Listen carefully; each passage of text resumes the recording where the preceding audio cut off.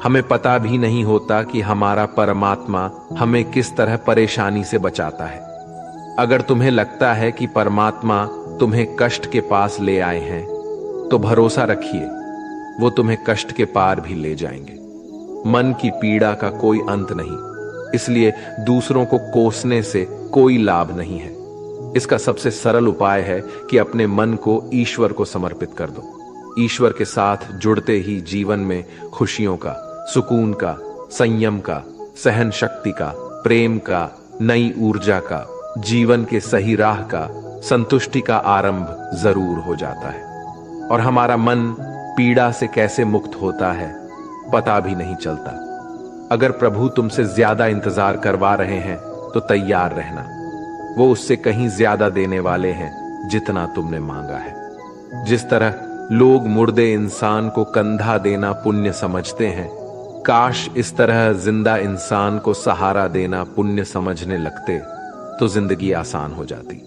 मत सोच इतना कि जिंदगी के बारे में, जिसने जिंदगी दी है उसने भी तो कुछ सोचा होगा ना। आपका बीता हुआ कल भले ही कष्टों से भरा हुआ हो, पर आने वाला कल आपके हाथों में है। मन अंधा होता है, इसके पास अपना कोई ज्ञान नहीं होता।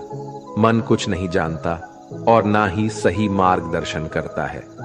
इसलिए आप अंधे मन की बातें मानकर जरूरी कामों को टालना बंद कीजिए।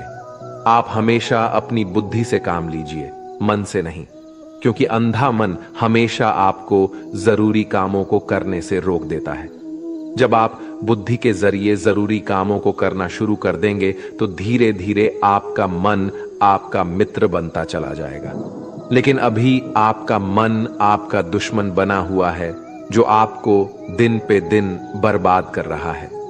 मन से सोचे, कार्यों को मुंह से बाहर मत निकालो। जिस प्रकार किसी गुप्त मंत्र की रक्षा करते हैं, उसी प्रकार अपने बड़े लक्ष्यों को मन में रखकर उसकी रक्षा करो।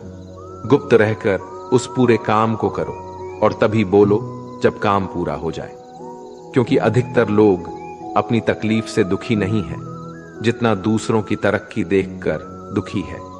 जब भी कोई बड़ी बात बड़े लक्ष्य की हो, केवल उन बातों को उन लोगों से बांटिए जो उस बातों को अपने भीतर बचाकर रखने का हौसला रखते हो। यदि कभी आर्थिक स्थिति कमजोर हो जाए, यदि कभी बड़ा नुकसान हो जाए, यदि कभी सब कुछ चोरी हो जाए, नष्ट हो जाए, उस बात को अपने अंदर बचाकर रख लेना।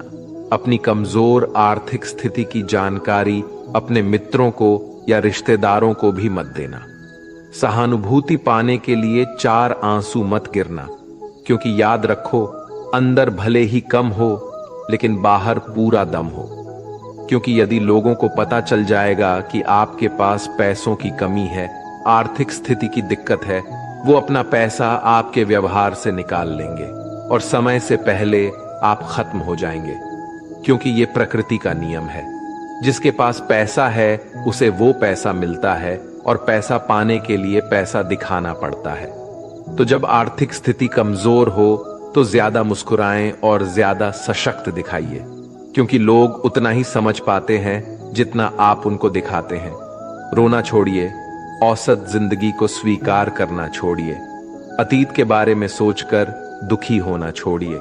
क्या नहीं है इसकी परवाह छोड़िए, कल क्या होगा इसकी चिंता करना छोड़िए। एक बात हमेशा याद रखें, पहले तो किसी मित्र पर विश्वास ना करें। यदि आपके आसपास ऐसे कोई लोग हैं जिनकी जीवन शैली